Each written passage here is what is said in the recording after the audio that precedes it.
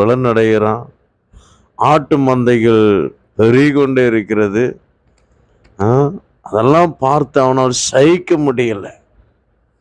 எப்படிதான் சில தெய்வ மனிதர்கள் வளர்ச்சி அடைகிறத சில மனிதர்களால் சகிக்க முடியாமல் என்ன செய்வாங்கன்னா, பொறாமையினால நமக்கு விரோதமாக கிரியை செய்து கொண்டே இருப்பார்கள்.